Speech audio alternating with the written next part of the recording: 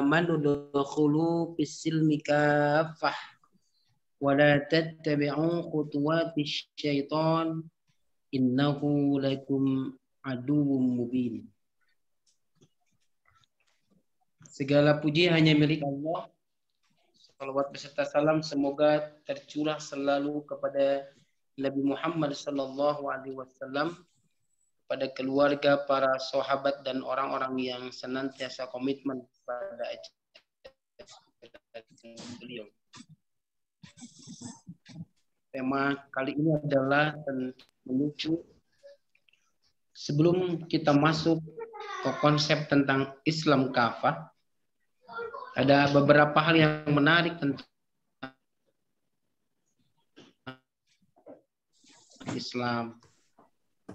Islam itu tidak dinisbatkan kepada pembawanya, sehingga tidak disebut sebagai Muhammadinism. Berbeda dengan agama-agama yang lain yang dinisbatkan dengan pembawanya. Ada Yahudi, ada Yahuda, Yahudi.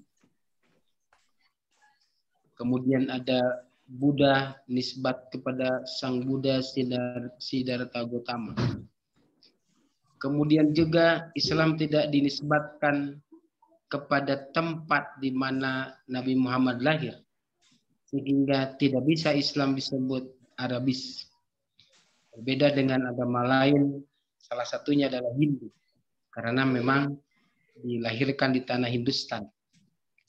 Tetapi Islam dinamai karena konsepnya, yaitu Islam itu sendiri, yang syarat dengan makna-makna yang agung.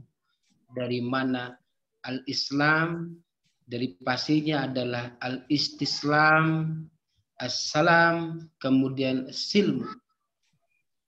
Yang kurang lebih maknanya al-Islam, bagaimana kita meraih keselamatan, bagaimana kita meraih kesejahteraan dengan melakukan penyerahan diri secara totalitas kepada Allah Subhanahu wa taala, dengan beringkiat kepada Allah Subhanahu wa taala, dengan tunduk secara total pada Allah Subhanahu wa taala. Inilah yang Allah perintahkan kepada Nabi Ibrahim alaihissalam, id qala lahu rabbuhu aslim qala aslamtu lirabbil alamin. Maka semangat ini terus merembes, juga terpatri di dalam hati para sahabat, sehingga ketika penanggalan tahun baru Islam terjadi diskusi yang panjang. Apakah penanggalan Islam itu dikaitkan dengan wafatnya Rasulullah Sallallahu Alaihi Wasallam, atau dikaitkan dengan lahirnya Rasulullah Sallallahu Alaihi Wasallam, atau tidak? Justru ternyata kesepakatannya adalah dikaitkan dengan hijrahnya Rasulullah Sallallahu Alaihi Wasallam. Ini ada satu tradisi Islam bahwa kita berkutat bukan hanya pada person, tetapi pada konsep. Karena memang orang bisa meninggal dunia, likulli zamanin nafarun, walikulli nafarin zamanun. Setiap orang memang ada masanya, dan setiap masa ada orangnya.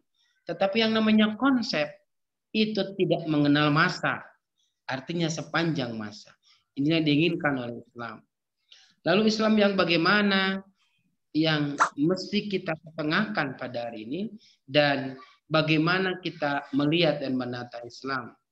Kita sepakat semua bahwa kita mesti nggak setengah-setengah dengan Islam, tetapi betul-betul kafah.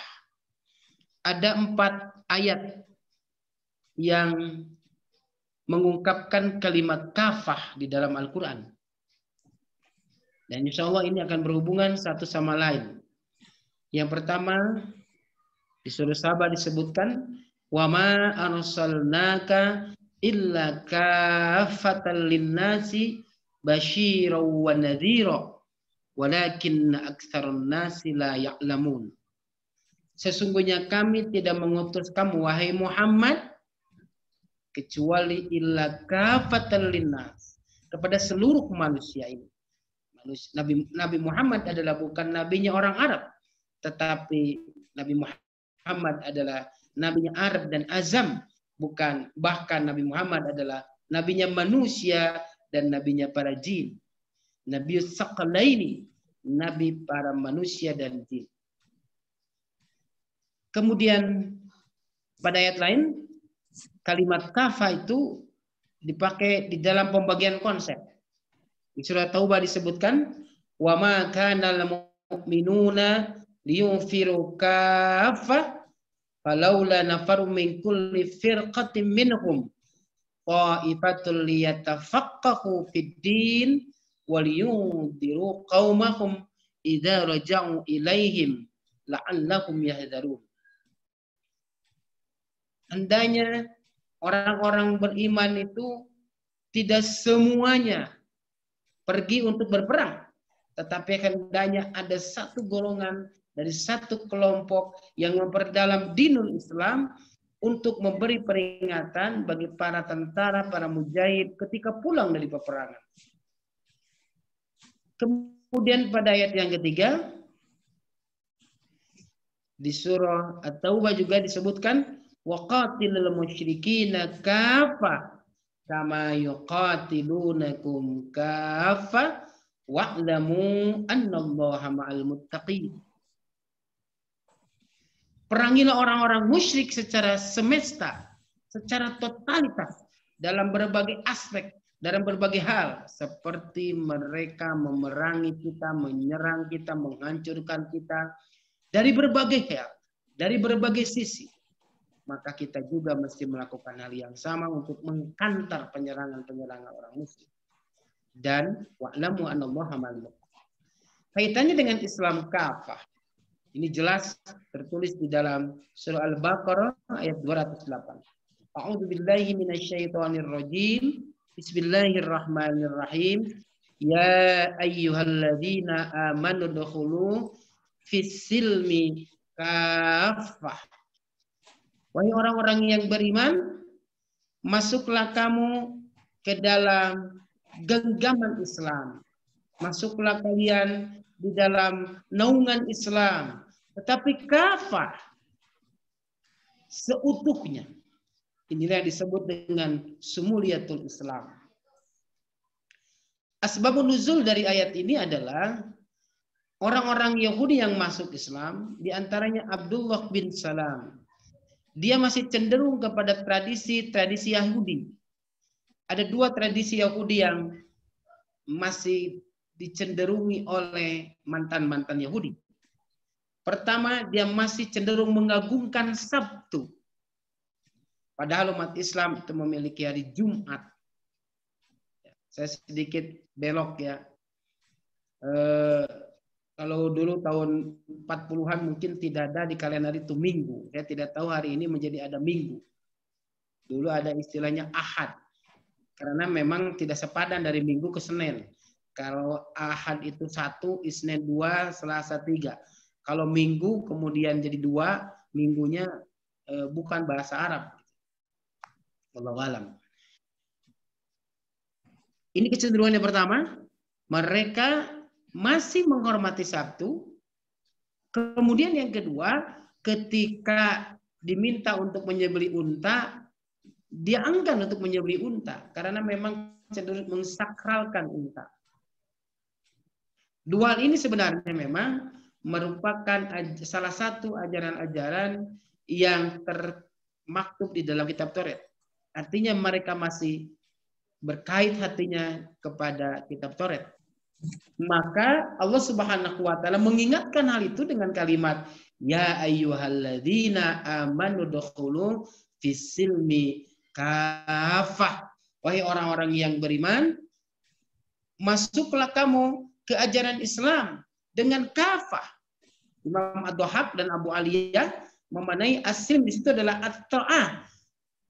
Wahai orang-orang yang beriman, masuklah kepada ketaatan secara totalitas. Imam Ikrimah dan Ibnu Abbas memanai kafah adalah jami'ah. Sedangkan penafsiran Imam Mujahid menyebutnya dengan Ai i'malu bi jami'il a'mali wa wujuhil birri kafah jami'an. Berbuatlah dengan segala amal. Mari kita runut satu-satu. Yang pertama, masuklah kepada bangunan Islam itu secara kafah. Kemudian tadi mana kafah adalah semuanya, maka berarti masuklah ke ajaran Islam dengan sepenuhnya dalam berbagai aspek dari berbagai sisi. Kalau istilah anak-anak mudanya kita mesti nyemplung.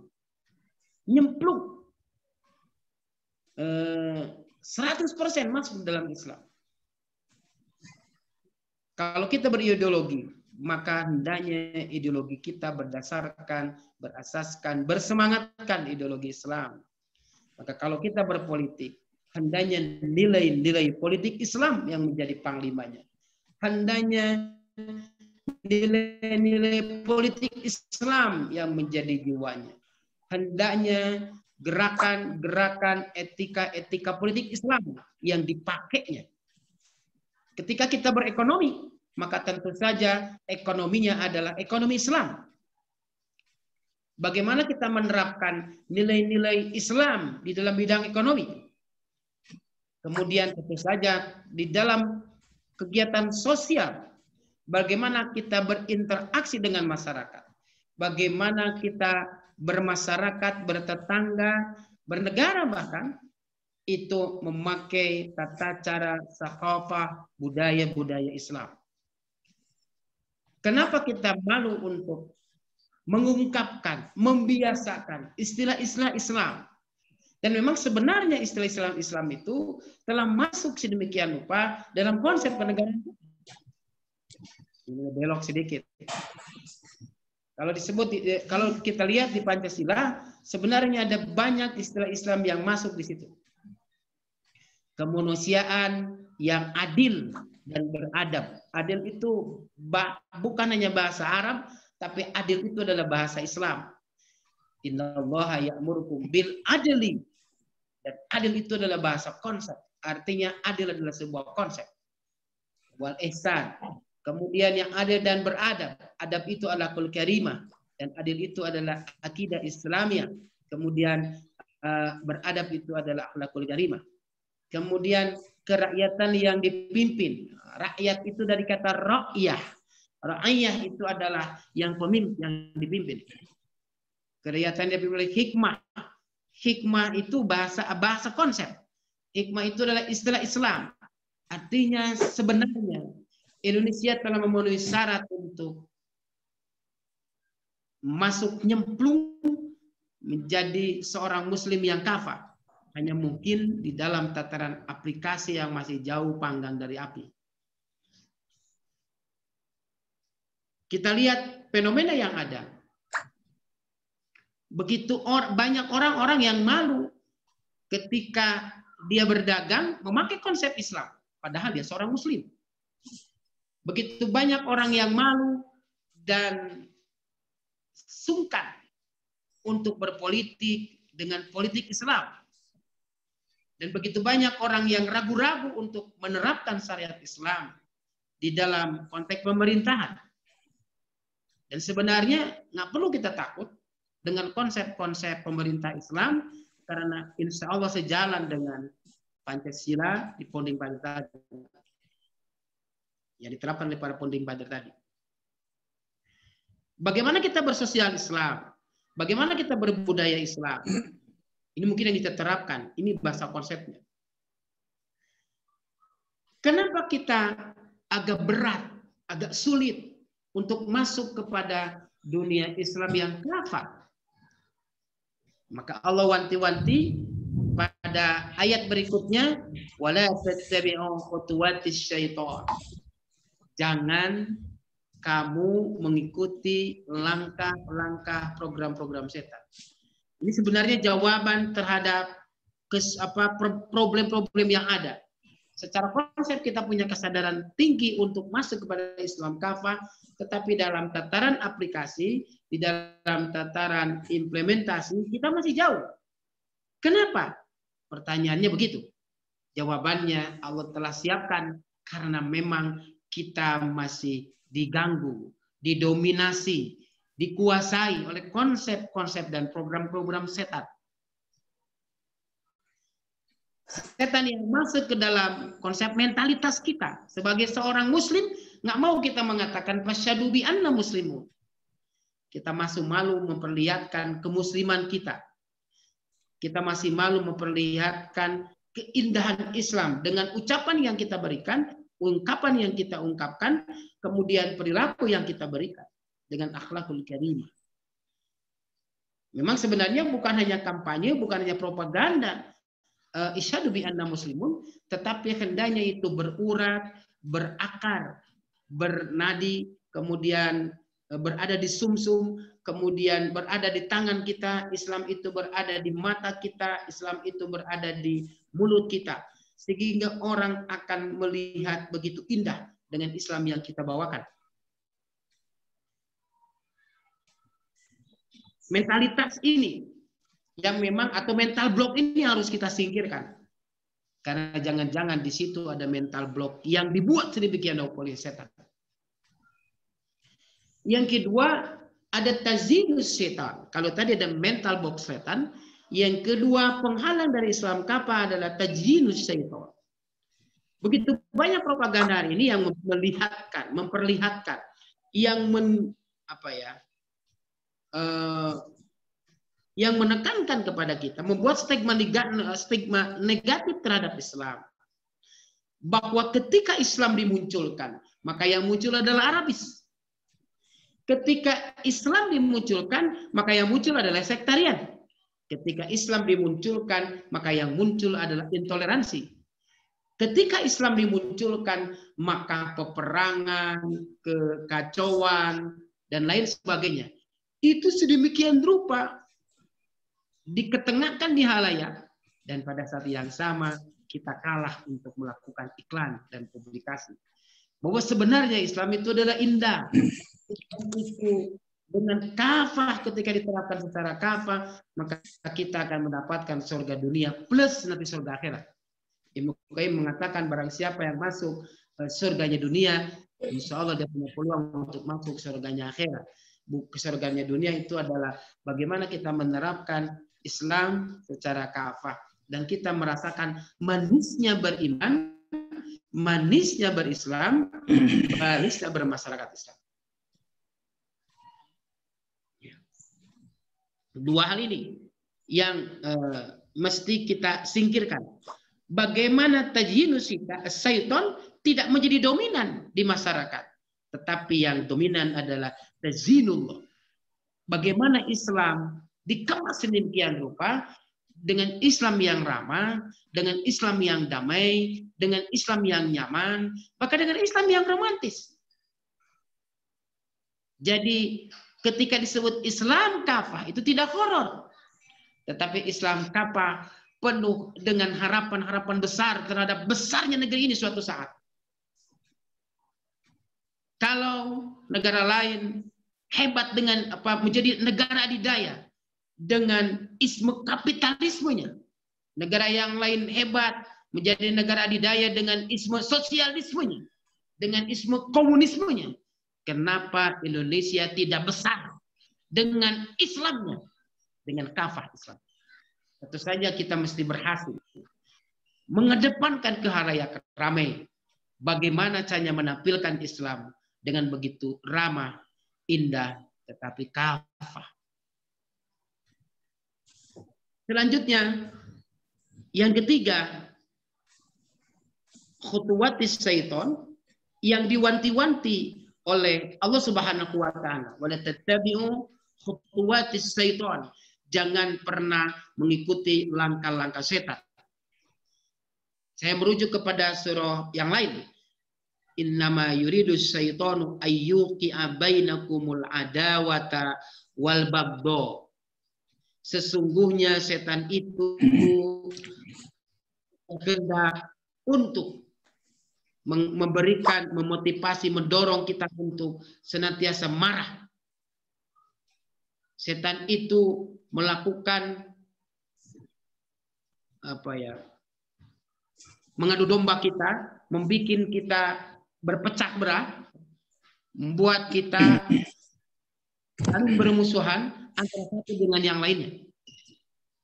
Ayyukiya bainakumul adawata wal bagdo, menimbulkan permusuhan-permusuhan. Maka kontra dari Islam kafah adalah artinya kita tidak bisa masuk ke menuju Islam kafah ketika kemarahan, ketika dendam, ketika kekecewaan yang mendalam senantiasa kita pelihara di dalam diri kita. Kemudian ketika permusuhan menjadi panglima di dalam diri kita, kita alergi dengan perbedaan, sehingga ketika berbeda menjadi musuh kita. Maka al-adawah mestinya itu ditekan sedemikian rupa. Hanya satu adawah, hanya satu saja adawah kita. Innahu lakum aduwwum mubin. Musuh sejati adalah setan semata. Maka kalau ada orang-orang, saudara-saudara kita yang muslim, yang bajunya berbeda dengan kita, mungkin baju ormasnya berbeda dengan kita, mungkin baju daerahnya berbeda dengan kita, mungkin baju partai politiknya berbeda dengan kita. Jika mereka bersahadat, mereka adalah saudara-saudara kita yang kita bisa ajak berembuk untuk masuk ke mahligai Islam yang kafah. Saya kira itu mungkin, saya nggak bisa panjang-panjang. Malu dengan para senior, nanti bisa dikembangkan dengan diskusi yang lebih menarik, yang tentu saja bisa ditambahkan dengan para senior-senior lain, Pak Kiai Haji Masli, dan lain sebagainya. Terima kasih atas segala perhatian. Mohon maaf atas segala kekurangannya. Assalamualaikum warahmatullahi wabarakatuh. Waalaikumsalam warahmatullahi wabarakatuh. Baik, Bapak Ibu, terima kasih Bapak Kiai. Selanjutnya kita ada sesi 15 menit untuk diskusi dan tanya jawab. Dipersilakan jika ada yang ingin menambahkan atau bertanya. Kita buka termin pertama. Silakan. Atau mau ditambahkan dulu Pak Kiai, Kiai Masrur? Prof Bambang ya? Ya. Ya, Prof Bambang, silakan Prof. Ya. Assalamualaikum warahmatullahi wabarakatuh. Waalaikumsalam warahmatullahi wabarakatuh. Terima kasih Ustadz Anwar yang telah beri pencerahan kita pada sore hari ini. Semua dikatakan Ustadz tadi benar. Cuma sayangnya mengambil menyalahkan orang lain. Dasarnya selalu orang lain disalahkan. Maksudnya begini, kenapa kita nggak kafah? Yang di masuk Islam kafah itu bukan muslim, tapi mukmin. Sudah sholat, sudah puasa, sudah haji, sudah zakat, semua sudah. Tapi masih belum masuk secara kafah. Saya ada sedikit statement barangkali, karena kita ini belum mengamalkan Islam secara yang benar. Sholat itu kan mencegah keji munkar. Sudahkah kita ini bisa mencegah keji munkar? Nggak bagus. Ya, itu kita sholat tiap hari. Kehidupan dalam masyarakat sudah harus kita lakukan. Amar ma'ruf mungkin iya. Yang nahi mungkar itu sangat sulit gitu. Jangankan di rumah, jadi kita sulit gitu. Yang paling berat kita di rumah kalau kita bicara nahi mungkar itu. Amar ma'ruf gampang lah aja ini. Jadi ibadah kita berarti belum berdampak kepada kehidupan sosial kita. Pada sholat kita benar, fasih, khusyuk, dan apa itu? Ya, barang ayatnya juga ayat tertentuan. Tapi tetap saja begitu kita keluar sholat, sudahkah kita mengamalkan? Berpengaruh nggak sholat kita pada kehidupan kita? Maka Kadindo masuk kafah. Ini yang sering saya ingat, saya ingat sama diri saya sendiri. Peduli nggak kita? Kalau semua Muslim di Indonesia yang 80% itu mengamalkan, ibadahnya berdampak, saya yakin yang miskin nggak ada. Saya yakin banget itu. Bagaimana pendapat Ustadz? Tadi Ustadz tuh, ya setan salah semua. Itu kan yang lari kepada idak binafsi. Kalau tugas setan begitu, mampu nggak kita mengantar itu? Saya contoh sederhana. Ada Ustadz atau apa ahli syariah, habis pidato harus minum tangan kiri, pakai tangan kiri. Kalau kita di masjid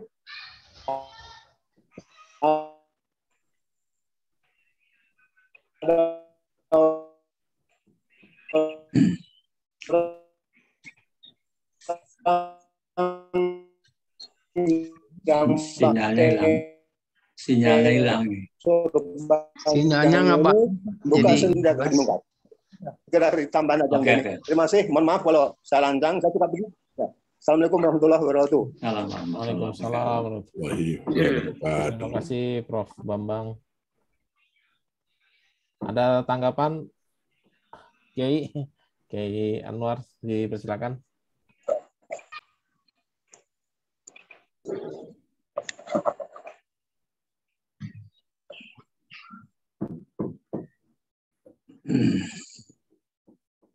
Kayaknya Kiai Anwar juga ada Masih trouble. ada sih.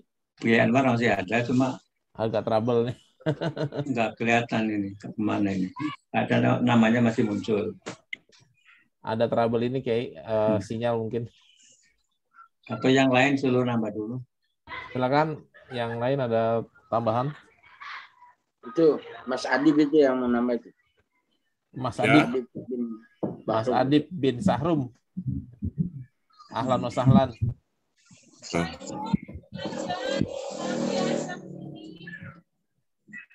Mana ini? Betul. Nah, Ya. itu Pak Yai. Kiai Anwar. Ya, sedikit barangkali Mas Randi. Ya, mangga. Pak Amin ya.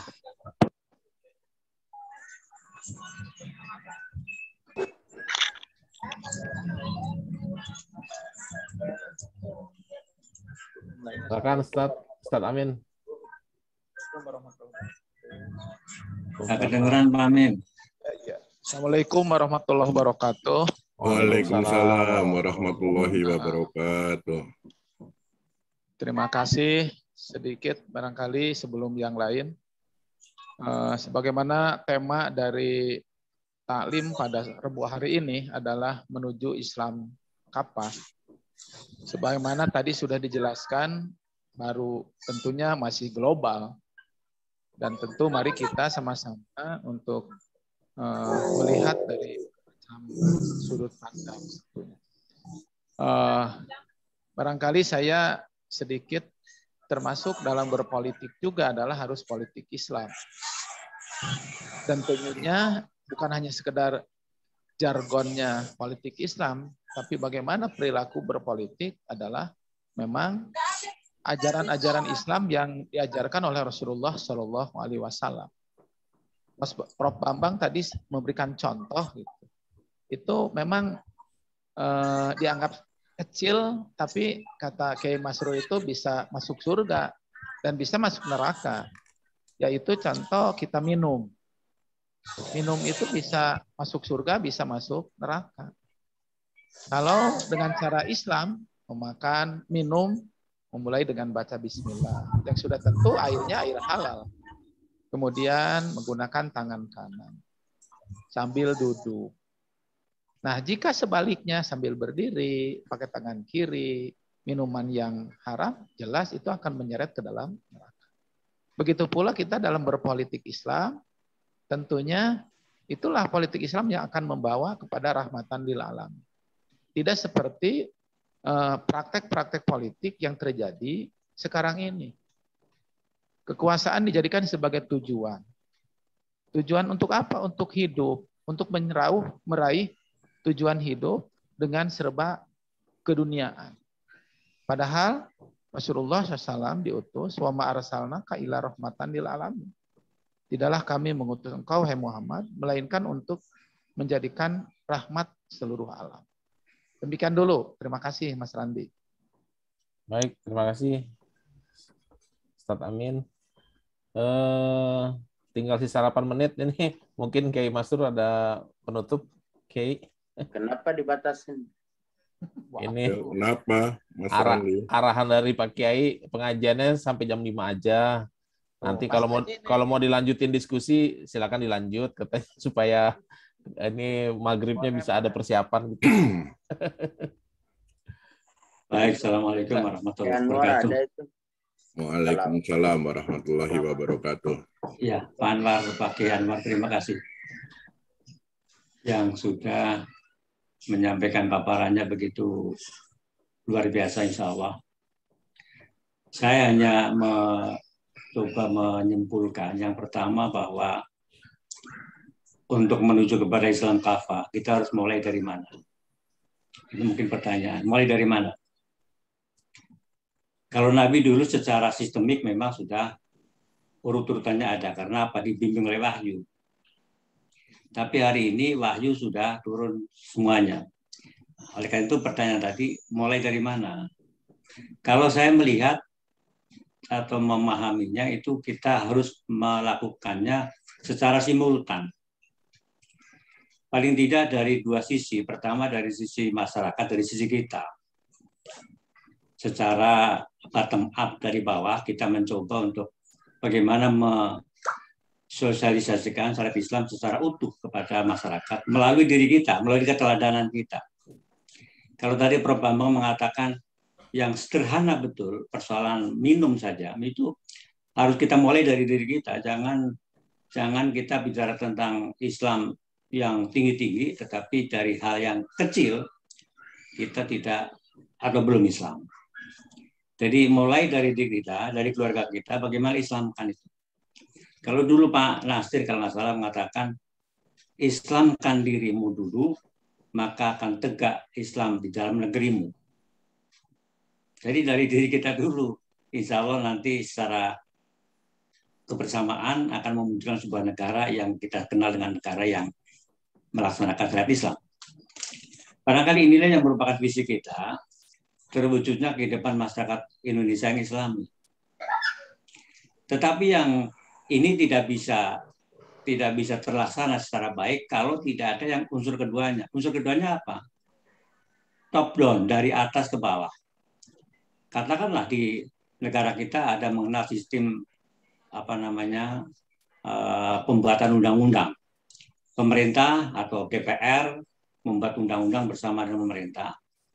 Nah, kalau orang-orang DPR-nya, pemerintahnya, orang-orang yang punya komitmen terhadap syariat, maka insya Allah mereka akan membuat aturan-aturan yang semuanya berlandaskan kepada syariat Islam. Dan orang tidak perlu takut, orang lain tidak perlu takut seperti tadi disampaikan oleh Pak Kiai Anwar itu, tidak perlu takut. Karena apa?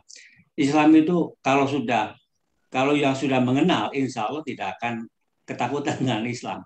Karena apa?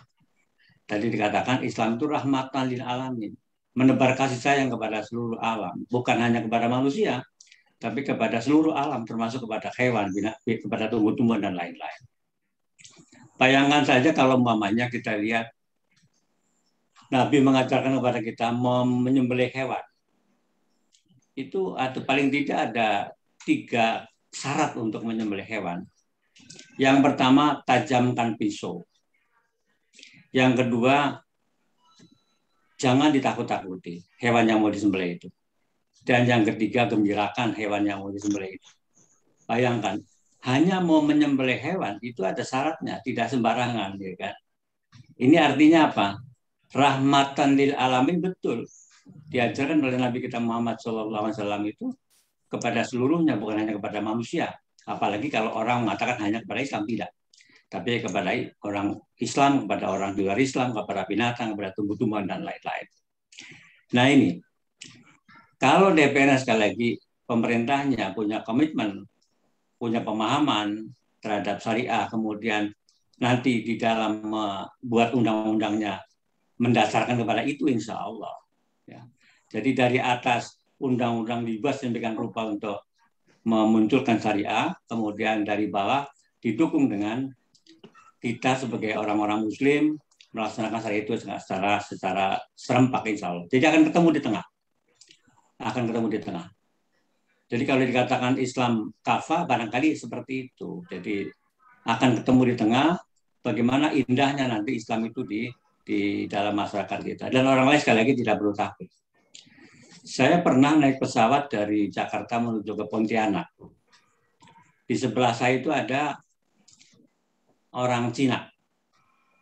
Karena saya pakai peci, ya, dia nanya, Pak boleh nanya barangkali Bapak Muslim? Saya bilang iya, insya Allah. Kalau begitu boleh saya ngobrol-ngobrol, silakan. Kata Cina itu, saya kepengen tahu Pak, apa sih yang dimaksud dengan kata syarikat? Nah, dia mengatakan syariah itu syariah itu syarikat gitu. Kenapa kok nanya begitu? Karena saya kalau mendengar kata syariat itu atau syarikat itu bulu saya itu bulu roma saya itu berdiri, merinding. Karena apa? Yang dibayangkan adalah potong tangan, kemudian qisas dan segala macam, rajam. Itu yang ada di kepala mereka itu. Nah, karena itu saya tanya kepada Bapak, apakah betul seperti itu? Saya bilang betul. Salah satu syariat yang dituntunkan kepada kita umat Islam adalah seperti itu. Ada namanya potong tangan, ada namanya qisas, ada segala macam. Tetapi itu adalah bagian dari syariah, bagian saja. Atau dalam bahasa yang lebih umum, itu adalah hukuman. Jadi yang namanya qisas, yang namanya potong tangan, rajam itu adalah hukuman. Bukan hukum, tapi hukuman. Lalu yang dikatakan syariah seperti apa? Saya katakan kepada si Cina itu, ketika saya dengan Anda ngobrol dengan indah, dengan manis, saling menghormati, saling menghargai, sebetulnya itulah syariah Islam. Jadi kalau saya menghormati Anda hari ini, itu syariat Islam mengajarkan kepada saya seperti itu. Saya coba berikan contoh-contoh yang kecil-kecil kepada orang itu, dan akhirnya dalam obrolan, dalam perjalanan yang cuma sekitar 1 jam itu, dia mengatakan, kalau begitu boleh dong saya masuk Islam begitu. Nah, itu Alhamdulillah. Artinya dari obrolan itu ternyata menyentuh, jangan menyentuh. Di samping Mama Hidayah mudah-mudahan, ya, akhirnya tertarik dengan syariat, dengan Islam itu. Karena apa? Yang ada di kepala mereka selama ini itu adalah sesuatu yang menakutkan. Tetapi begitu kita jelaskan Islam itu tidak seperti itu, syariah itu tidak seperti itu, maka alhamdulillah mereka itu tertarik. Nah, inilah barangkali yang tadi disampaikan oleh Ustaz Anwar Nasori itu. Di antara kita ini memang belum memunculkan sosok Muslim yang kafah. Belum memunculkan sosoknya seperti itu. Kita masih dikatakan di dalam bahasa pepatah bahasa kita ya. Kita senang punya layang-layang di atas langit, tetapi kita nggak sadar bahwa diri kita masih berada di atas tanah. Kita hanya bangga dengan layang-layang, tetapi kita nggak bangga dengan diri kita. Kita belum mampu terbang di atas, menyaingi layang-layang itu. Jadi kalau dalam bahasa dikatakan al-Islam mahjubun bil muslim. Islam ini masih, Islam yang indah itu tertutup dengan kejelekan umat Islam itu. Dari umat Islam kan tadi intoleran disebutnya begitu. Walaupun itu adalah propaganda orang-orang yang tidak suka pada Islam, teroris dan segala macam lah, seneng kawin. Ini yang begitu-begitu dipompakan kepada kepala kita, ya. Kemudian kita ikut-ikutan menerima apa yang dipompakan oleh mereka itu.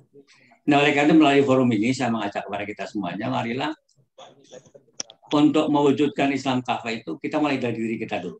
Sebelum kita punya kursi di DPR, ya, dan kita harus merancang. Jadi kalau bahasa saya bukan kita mencari kursi di DPR, tapi lebih tepat adalah merebut kursi di DPR. Kita rebut kursi DPR, gitu kan. Nah, kita rebut kursi DPR dengan cara-cara yang konstitusional, tentu. Tapi kita harus mulai dulu memunculkan perilaku kita, perilaku yang Islami, yang yang syar'i, yang syariat itu. Insya Allah kalau itu bisa kita tegakkan, kita laksanakan, maka akan terwujud Islam kafah. Pertanyaan lagi, berapa lama kan gitu? Ya berapa lama itu? Kalau Nabi Nuh 1000 tahun, kemudian Ashabul Kahfi 309 tahun. Kalau Nabi Muhammad 23 tahun. Nah, untuk kita, Nah, ini Kalau PBB? kita kerjanya seminggu sekali. PDD 25 tahun. Nabi Muhammad itu siang malam berdakwah, 23 tahun Islam muncul tegak. Nah, kalau kita cuma seminggu sekali di dalam berjuang amar ma'ruf nahi munkar, wallahu alam kita akan berapa lama lagi? Mungkin lebih dari 1000 tahun. Mudah-mudahan enggak ya. Tapi sekedar perbandingan seperti itu. Insya Allah, karena yang dilihat oleh Allah itu bukan hasil. Yang dilihat oleh Allah adalah ikhtiar maksimal kita. Fattaqullah mastata'tum. Bertakwalah kalian kepada Allah maksimal. Jadi maksimal itu.